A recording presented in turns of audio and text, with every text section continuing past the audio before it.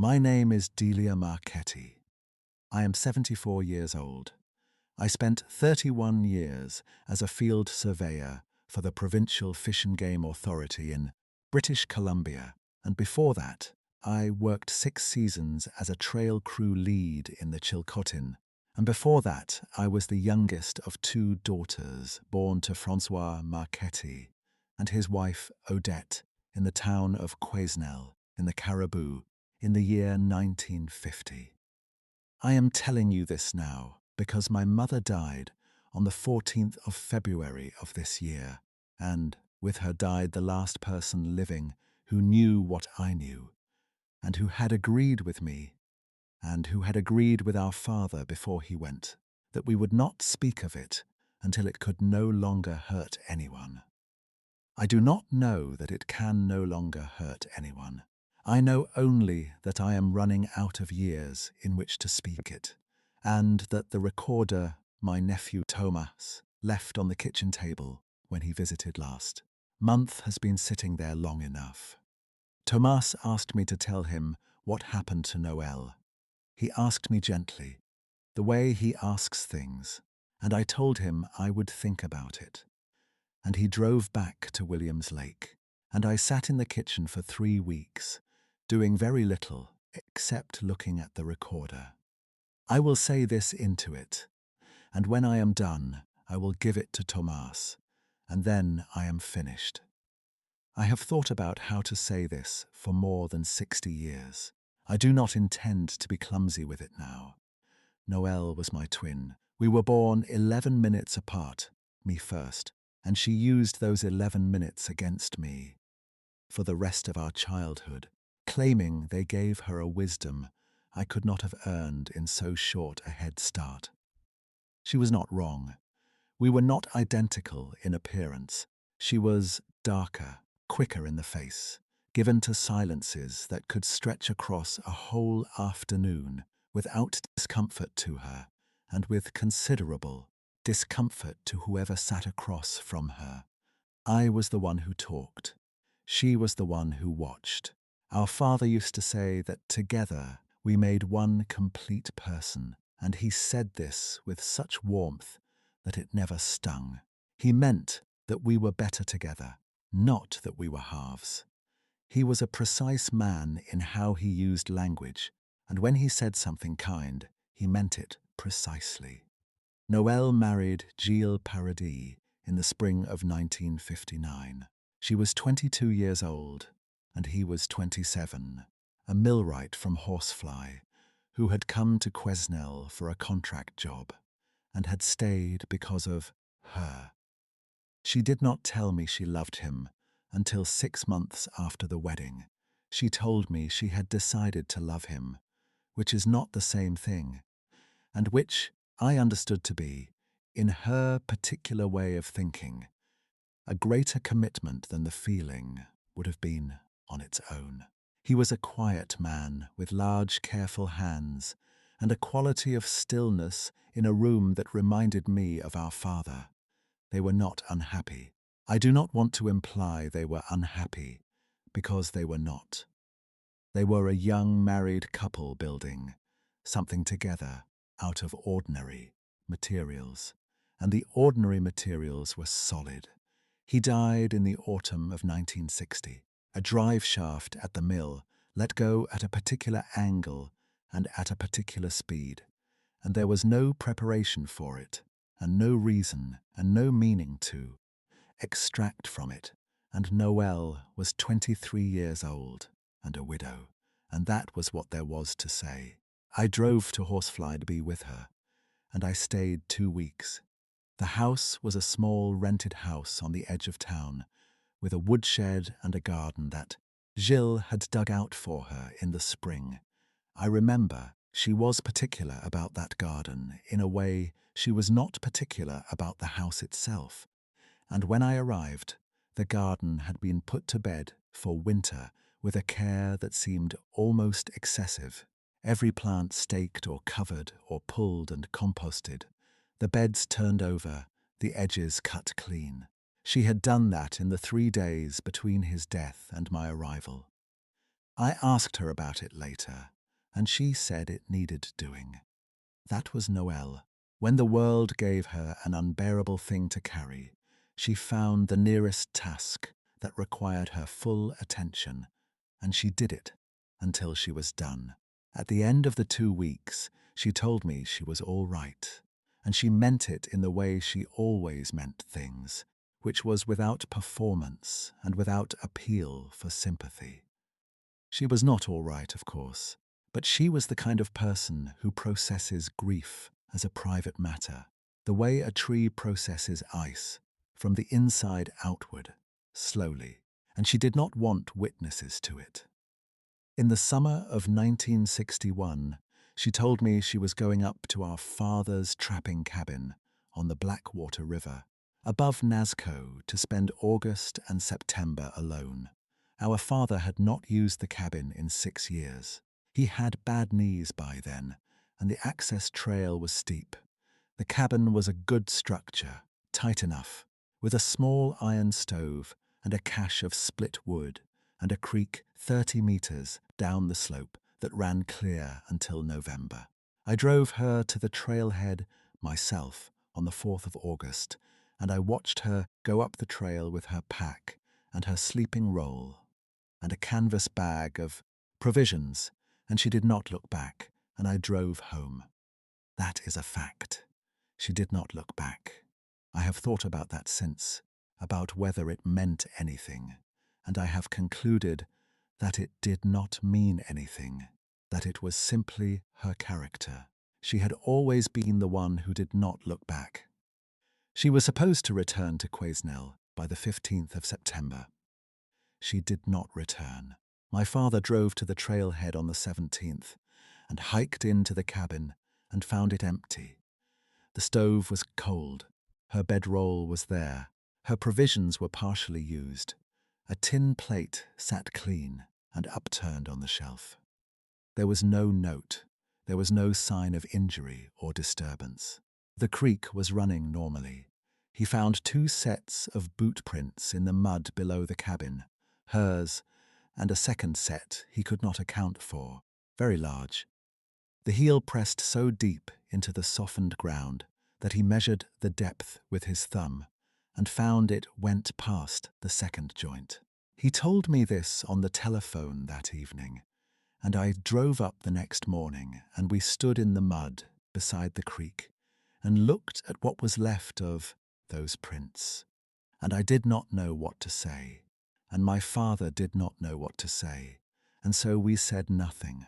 We reported her missing on the 19th of September. The provincial RSMP conducted a search over 5 days. 43 men went through that valley and found nothing. They found her wool jacket hung on a peg inside the cabin door, which became, in their reports, evidence that she had left in a hurry, though I knew she had other jackets, and that she left things on pegs because she was organized, not because she was frightened. The official conclusion, reached after the search was called, was that she had attempted to descend a secondary trail to the north, that she had fallen or become lost. That recovery was unlikely given the terrain and the approaching winter. She was listed as missing, presumed deceased, in a report dated the 28th of September 1961. The report was 8 pages long. It was entirely wrong. I know it was wrong because I found her. I found her in February of 1962, 5 months after she disappeared, on a morning so cold that the frost built up inside my collar as I walked, and the creek was frozen from bank to bank, except for one narrow thread of black water down the center. I had gone up to the cabin 3 times between October and February. Each time I found the cabin as it had been left, orderly, untouched. The second time I went, in November, I brought her a bundle of my own, her winter coat from the hook by the front door of the house in horsefly, which no one had gone back to reclaim, and a tin of her preferred tea, and a pair of wool socks I had mended, because the heel of one had gone, and mending them had seemed the right thing to do, even if she was not there to receive them. I left the bundle on the bunk inside the cabin and went home, and the following spring when I returned, the bundle was gone. All of it, the coat, the tin, the socks. I stood in the cabin and looked at where the bundle had been, and I allowed myself, for the first time in 6 months, to feel something close to certainty. The third time, in February, was different. There was fresh split wood stacked against the east wall of the cabin, a great quantity of it, more than I could have carried in 3 trips with a full pack. The woodpile was not Noel's work. The pieces were split with a consistency and a force that exceeded what she or I or our father could have managed with an axe. Each piece was split clean, not chipped. The grain of the wood followed perfectly, as if someone with tremendous understanding of wood had gone through the pile with a precision that had nothing to do with hurry. I stood in front of that woodpile for a long time in the cold. I went inside. The stove had been used. The ashes were a week old at least, but the stove had been used since I was last there, and a cup sat on the shelf that had not been there in November, a tin cup with a small chip on the rim, and inside the cup was a piece of dried rosehip, placed deliberately, not dropped. I sat down on the bunk, and I did not move for a while. Then I heard something outside, and I went to the small window above the shelf, the one that faced north toward the creek, and I looked out. Noelle was standing at the creek. She had her back to me. She wore a coat I did not recognize, a heavy dark coat that came to her knees, and her hair was longer than it had been in August and braided. She stood very still at the edge of the ice, and I thought, for one moment, that I was imagining it, because I had imagined it before, in October and in November and in the weeks between, and I had learned to distrust what I thought I saw when I wanted badly to see it. But this was not imagination. I went outside. She heard the door and she turned, and it was her face, her actual face, older and quieter, and with something in it I did not have a word for then, and do not have a word for now. Some quality of settlement, of a person who has arrived somewhere and knows it. I did not say anything. I crossed the yard to the creek, and I stopped 6 feet from her. And we looked at each other for a long time.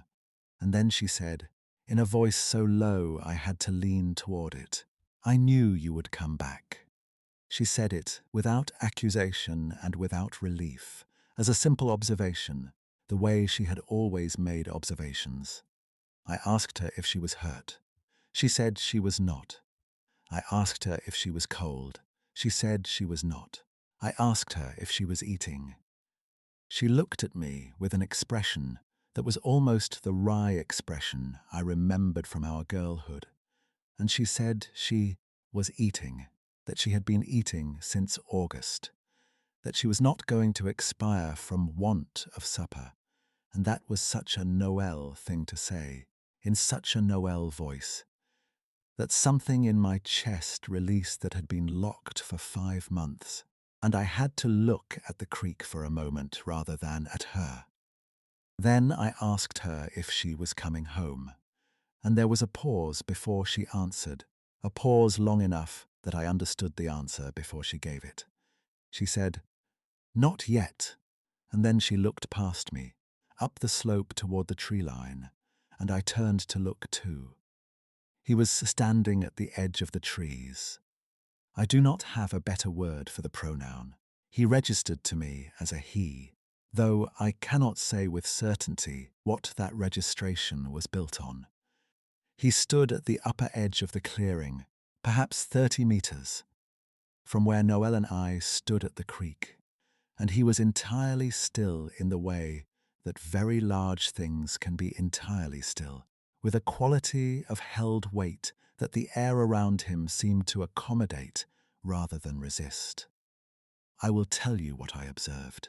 I will not tell you what I concluded, because my conclusions have shifted over 60 years, and I do not trust any one of them fully. He was tall. I am 5 feet 4 inches, and my professional habit is measurement, and I estimated his height at between 8 and 9 feet, accounting for the slope of the ground between us. His shoulders were broad in a proportion that had no human reference I could find. His fur was dark, the color of creek mud in October, with a lighter cast along the ridge of the shoulder where the low winter light caught it. His face was turned toward me. I could see his eyes. They were dark, and they were open, and they were looking at me with an attention that I can only describe as appraisal. The way a person looks at something they're deciding whether to trust. He did not move. He did not make a sound. I did not move either. I think I understood in that moment that the correct response was stillness. Then he did something I did not understand until many years later. He bent slowly and picked up a flat grey stone from the ground at his feet, a stone the size of a dinner plate and a few inches thick. And he stepped forward 2 steps and set it down on the ground in front of me, at my feet, with a care that was almost formal. And then he stepped back to where he had been standing, and was still again. I looked at the stone. I looked up at him. He had not looked away from me. After a moment I bent and touched the stone, and he made a sound then, very low, below the register I could have described as a note, more of a vibration that I felt in my chest before I heard it with my ears, and it lasted perhaps 3 seconds, and then was gone. Noel said in the same quiet voice, "He is telling you that I am here of my own choosing." I turned to look at her. "That is what I understand it to mean," she said. "That is what I have come to understand over these months. I am not sure I am entirely right, but I am not entirely wrong either." I did not cry until I got back to my own truck. 3 hours later, parked at the trailhead with the engine running to bring feeling back into my feet. I want to be accurate about what the following months required of me. I had to tell my father. That was the first thing. I drove to Quesnel that evening, and I sat with him at the kitchen table, and I told him what I had found, what I had seen. And our father was a man who had spent 40 years in the Cariboo, and who had, in those 40 years, heard things in the forest that he did not discuss, and who had adopted a practical policy of not requiring explanations for facts that had no adequate explanation. He listened to me without interrupting. When I finished, he was quiet for a time, and in that quiet, he reached across the table and poured more coffee into my cup, from the pot that had been sitting on the stove since morning, and he set the pot back down with care, and he poured his own. He was not a man who offered comfort through touch or through language, but through small, accurate acts of attention, and the cup of reheated morning coffee was as clear a statement of care as he was capable of making, and I received it as such. Then he said, "Is she well?" I said I believed she was. He said, "Is she fed and sheltered?" I said the evidence suggested she was, very adequately. He said, "Then we wait." He said this without sadness, which does not mean he was not sad. It means he had already decided that his sadness was not the point. He picked up his cup and drank his coffee, and we sat together in the kitchen for another hour without speaking, and that silence was one of the most complete conversations I have ever had.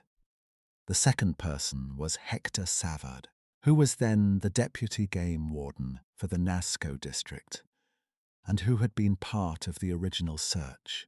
Hector was 41 years old and had been raised in the Peace River country and had come to the Cariboo as a young man, and had married a woman from Williams Lake named Doris, and had 2 sons.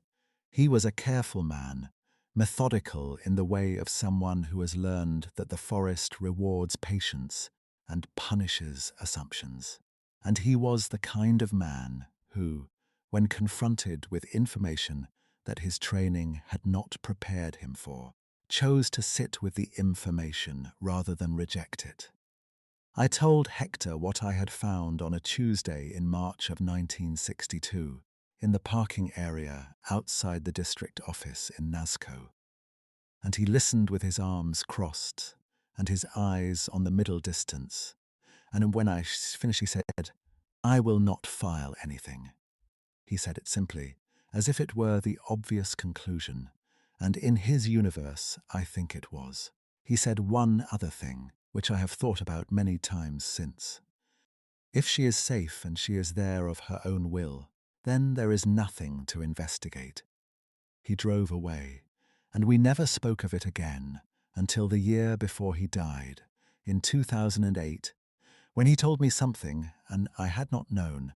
He had seen her. He had seen Noelle in the winter of 1967, on the trail below the cabin, alone, walking with the deliberate, unhurried pace of someone who knows exactly where they are going. She had looked at him, he said. She had not run.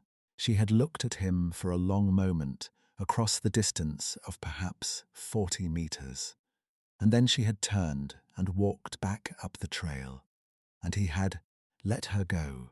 He had let her go because, he told me, she did not look like a woman who needed to be saved. He said this without ceremony, as a plain observation, and I believed him. The third person was Marta Becker, who ran the supply store in Nasco with her husband Pieter. Marta was a large, practical woman of Dutch origin who had arrived in the Cariboo in 1947 and who had opinions about everything and expressed them without modulation, and who was one of the most reliably decent people I have known in my life. She found out, not because I told her, but because she's Marta, and the world could not keep things from her for long. She had been out to the old trail in the summer of 1963, checking the condition of a water crossing for Pieter, and she had encountered Noelle at the tree line. She described it to me 2 years later in her kitchen with a cup of tea in her hand, in the matter-of-fact tone she used for weather and calves and the price of flour. Noelle had looked well, she said. She had looked, if anything, more substantial than she had as a girl, taller somehow, or perhaps only more settled in herself, the way some people become more themselves as they age rather than less.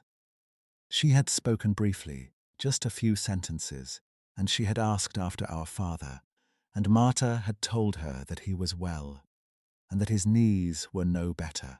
Noelle had asked whether I had gone back to the cabin. Marta had told her yes, regularly. There was a silence after that, Marta said, a comfortable silence. The kind between people who have established what they needed to establish. And then Noelle had said, in a way that Marta found peculiar but not troubling, that she was glad to know it. She had looked, Marta said, like a person who had made a permanent peace with something. Then Noelle had turned and gone back into the trees, and Marta had stood there for a while and then gone on about her business. When Marta told me this, she reached over and patted my hand once, a single firm pat, and said, "She is where she needs to be." It was not the sentence I had expected from her, but Marta had always been better at the direct thing than I had.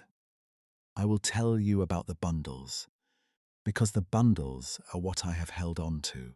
Every third year, from 1963 to 1979, Noelle left a small bundle at the edge of the clearing below the cabin.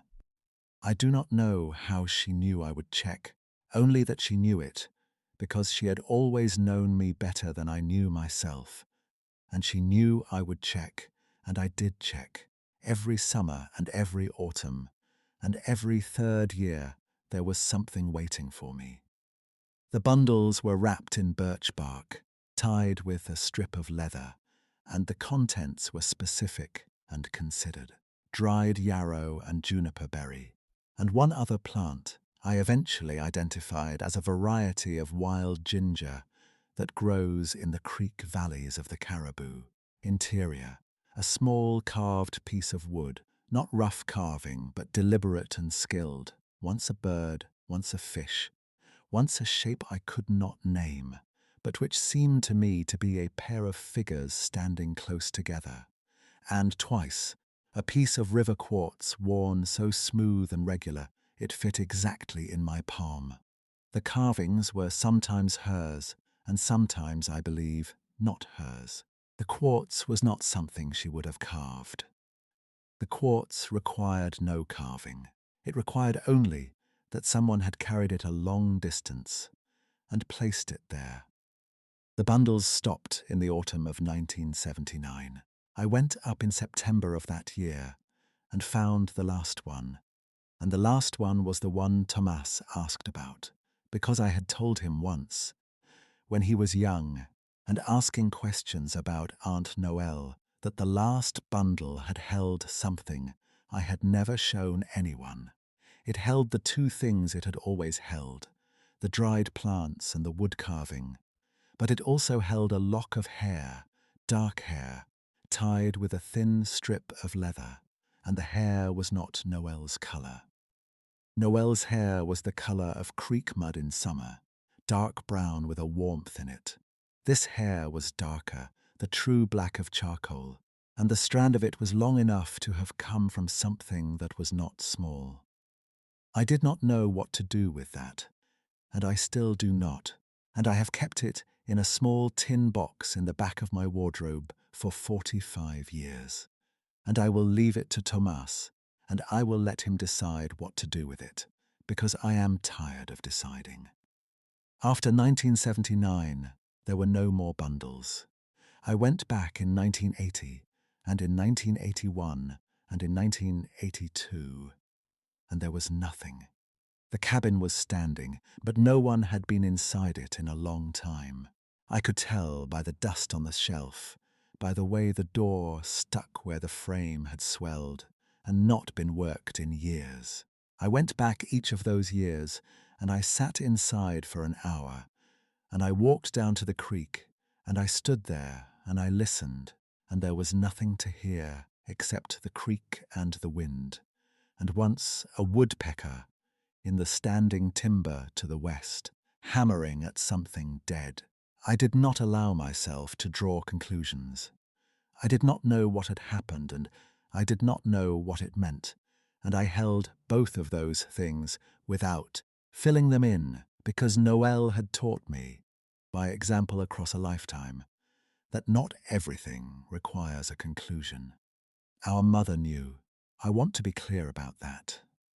She knew from the beginning, not because I told her, but because she was the twins' mother, and she had known us since, before we knew ourselves. And when I told her in the spring of 1962 that Noelle was alive and safe, and had chosen to remain where she was, my mother had looked at me for a long moment, with an expression I can only describe as exhausted relief, the face of a woman who has been carrying a weight and has just been told she can set it down without shame. She did not ask questions. She had, I believe, some version of the information already assembled inside herself, the way mothers do. She mourned Noel in the manner the world required of her, and in private, she did not mourn her at all. And that was the arrangement she and I kept between us for the remainder of her life. She went to confession regularly, our mother, and I have wondered over the years what she said in that booth, and whether the priest had any capacity for what she carried in. I suspect she was more honest in there than either he or she could have anticipated, and I suspect she received her penance and went home and felt better, the way she always did, because she had a gift for the act of release that I have never managed to develop. I went back to the Cariboo one last time, in September of 1994. I was 57 years old, and I had been retired from the Fish and Game Authority for 3 years. And I had too much time, and I was driving more than I should have been, taking long routes to ordinary destinations, which is a thing I did when something was working its way toward the surface. I drove up to Nasco. The supply store had changed hands by then, Marta and Pieter long gone, and I drove up the old Forest Service Road as far as my truck could manage, and then I walked the trail to the cabin. The cabin was mostly standing. The roof had sagged on the north end, and the stove had rusted to a point of unusability, but the walls were solid, and the shelf was there, and the peg inside the door was there. I hung my jacket on it, because it seemed right to do that. I sat inside for a while, and then I walked down to the creek. The creek was low for September. It had been a dry summer throughout the interior, and the water was clear over the gravel, and you could see every stone on the bottom. I stood at the bank, and I listened, and I watched. I stood there for perhaps 20 minutes before I accepted that there was nothing I was going to find, that the forest had closed over whatever had been in it. The way the Cariboo forest closes over everything eventually, the cabins and the cuts and the trails, quietly and without haste, the way a wound heals. I turned to go back up to the cabin. I had taken perhaps 4 steps when I stopped. On the threshold of the cabin door, in a shaft of afternoon light that came through the gap in the north wall, where the eave had separated, there was a flat grey stone.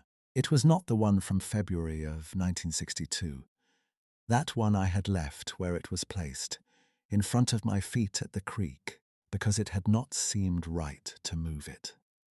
This was a different stone, the same general dimensions, the same colour, placed with the same deliberate flatness on the threshold, squared to the doorframe.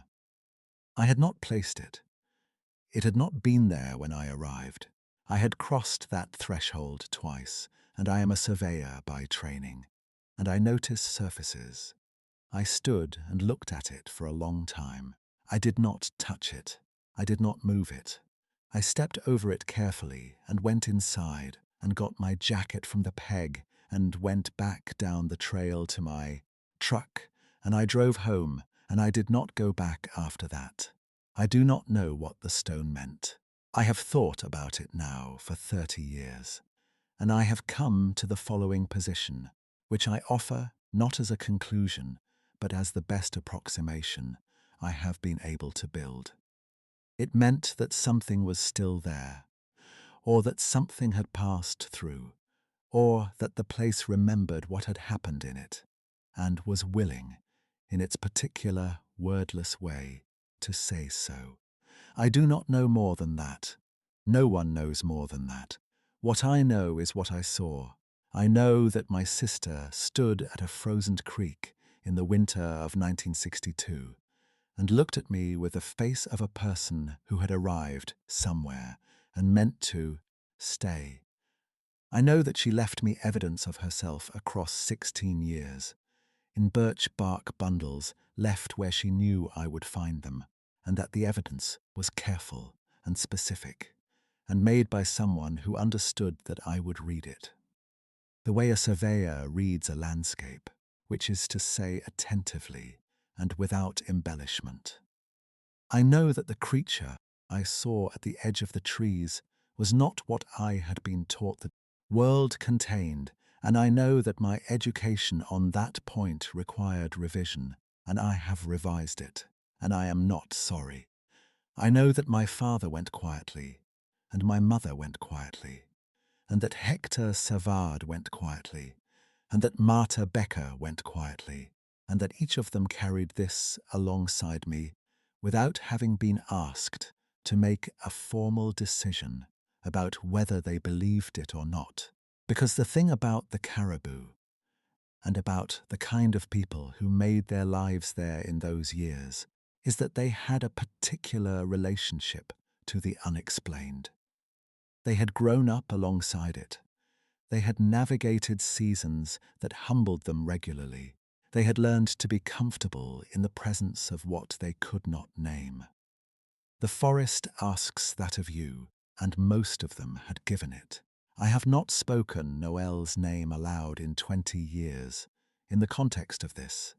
I have spoken it in other contexts, when old acquaintances ask what became of the Marchetti twins, and I tell them that Noel died young, and that it was a loss, because in the accounting of the world, that is what happened, and I have made a long peace with the necessary dishonesty of that accounting. She did not die young. She died, presumably, at some point, and in some manner that I will never know. But she did not die young. She lived for at least 18 years after she walked up that trail with her pack, and she lived, I believe, with a wholeness that she would not have found in Quesnel, or in Horsefly, or in any of the ordinary arrangements the world had made available to her. She found something else. She chose it, and she kept choosing it. Every third year, when she wrapped a bundle in birch bark and walked down to the clearing and left it where she knew I would find it. Those choices accumulated into a life, and I have no standing to call that life a loss. Thomas asked me once, when he was 16, and we were driving back from Prince George in my old truck, whether I thought she was happy. He had heard enough of the story by then, in pieces, to ask the question. I told him I thought she was not unhappy, which is not the same answer, but which is the more honest one. She had never been a person to whom happiness presented itself as a goal or a measure. She was a person for whom rightness was the measure, the sense of being exactly where she was supposed to be, doing exactly what she was supposed to do. I had seen that in her face at the frozen creek in February 1962, and I had not had a word for it then, and I have a word for it now, though the word is insufficient, as words for such things always are. She was at home. She was, in some way that I cannot reduce further without losing it entirely, at home in a way I have never been and will not be, and I have had a long time to decide whether that saddens me, and I have decided that it does not. It clarifies things, is what it does. It makes the world larger. It makes the familiar arrangements of living seem less obligatory, and more like one possibility among several that most of us never have occasion to discover. My sister walked into the Cariboo in August of 1961, and she did not come back, and I have spent 63 years understanding why, and I am not finished understanding it, and I do not expect to be finished before I am done. That is how it is with the things that matter. You keep finding more of them. You keep finding more. The recorder is still on the kitchen table. The light through the window is the late light of a March afternoon, the kind that turns the dust on the sill gold for 20 minutes before it goes. I am going to put the kettle on now. Thomas will know what to do with what I have said. He is more like Noel than like me, which I have always taken as a good sign. He has her quality of stillness, her patience with the unanswerable, her habit of watching a thing until it reveals itself rather than pushing at it before it is ready. I think she would have liked him. I think she would have found in him something she recognized. I do not need to explain what that recognition was. I think you already know.